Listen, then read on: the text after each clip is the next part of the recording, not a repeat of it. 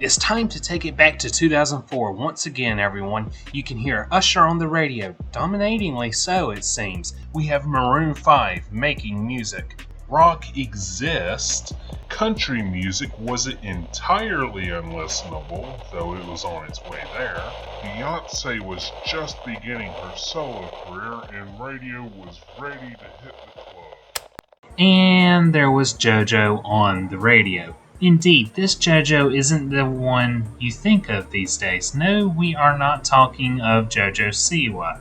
No, we are not talking of JoJo Circus. We are talking about the original JoJo, the artist known as JoJo. She seems rather forgotten these days, but I hope to introduce her to you or to reintroduce you. I am your host Natty, and this is Nat Reviews. Let's go. Alright then, so let us start with who is JoJo? JoJo is an artist who has been displaying immense vocal talent from a young age. How young are we talking?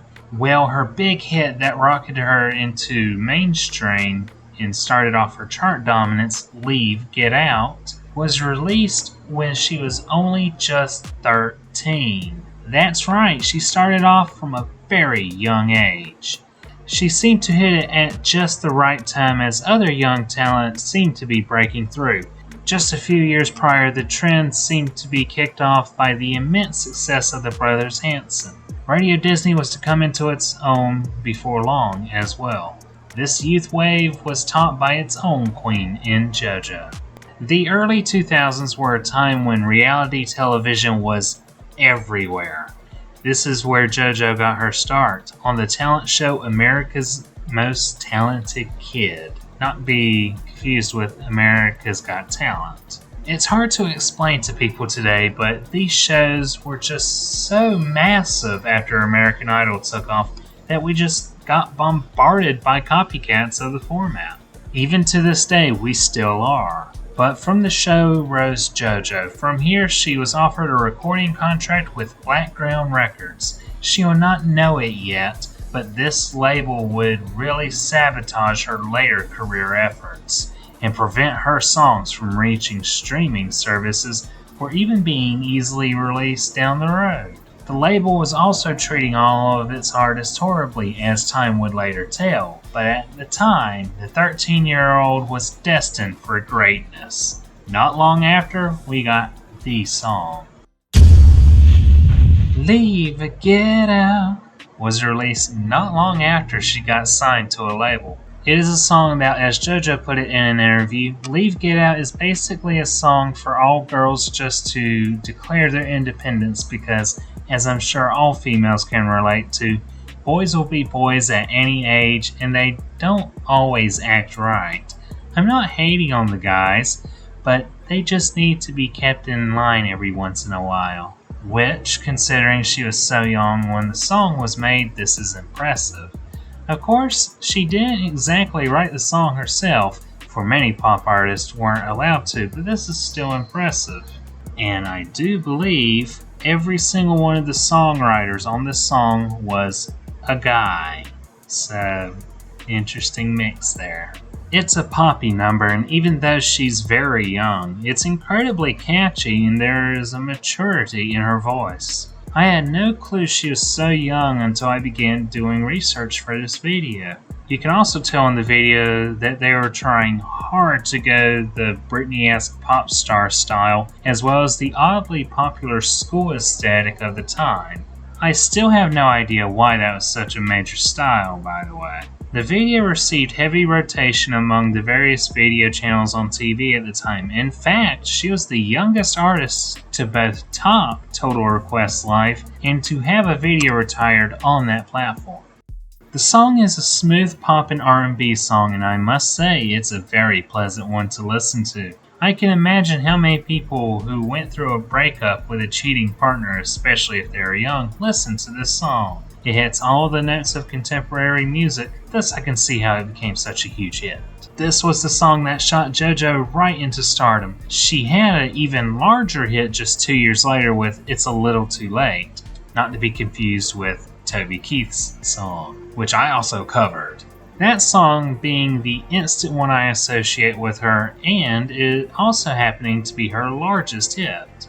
After that is when label troubles really began to plague her, but I shall go deeper into that shortly. But before we do, JoJo is a record setter. She was just 13 years old when she was topping charts. Due to this, she holds the record of youngest artist to take #1 on the Billboard Pop 100 chart, not to be confused with Billboard Hot 100 chart. It still stuns me how much success someone could have while still being so young as she was. However, we've went over the song now and its plot of young romance tearing apart due to a cheating partner. So, let us move along to our conclusion.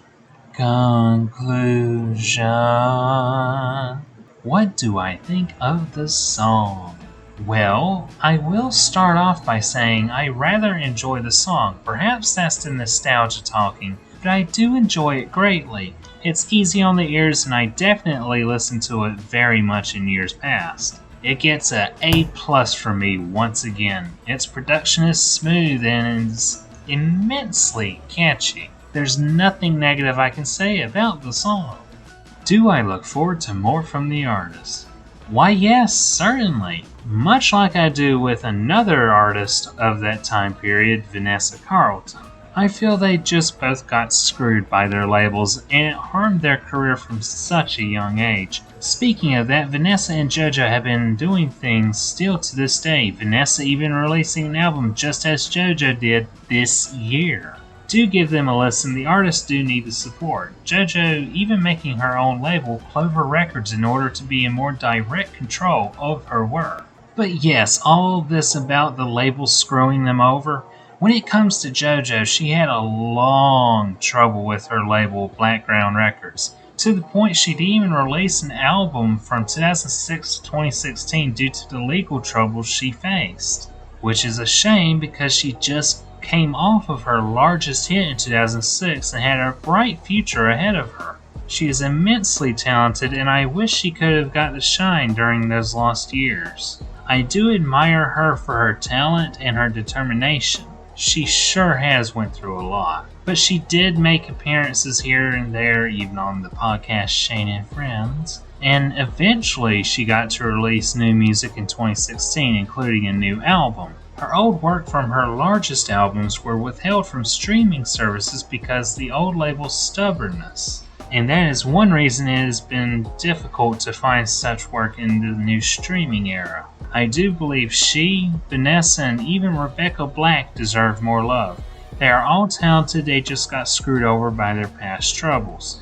JoJo especially. She still makes great music and I believe people should take a listen more often. With that, it's time to wrap things up. I know I am meant to keep to 2004 and the big hits the artists have had in these throwbacks, but I just had to speak of JoJo's talent in her new work. I feel everyone should give those a try. She even re-recorded her old hits with her new voice in order to more readily supply these songs out to people, and I find that a great act. If you want to actually support the artist or have a nostalgic kick in you or both, down below you'll find a link to her reworkings. I have also left out a lot of details, but I feel the documentary she did this year could help you find out more about her and the issues she faced. It's linked down below as well. I could go on much more, but I feel that would go on for far too long. So I must be headed off now. If you want me to take a look into JoJo's other works, let me know down below. I would love to hear from you and what you want me to do next. But yes, I have been your host Natty, and I hope you all have a very lovely day. Take care and farewell.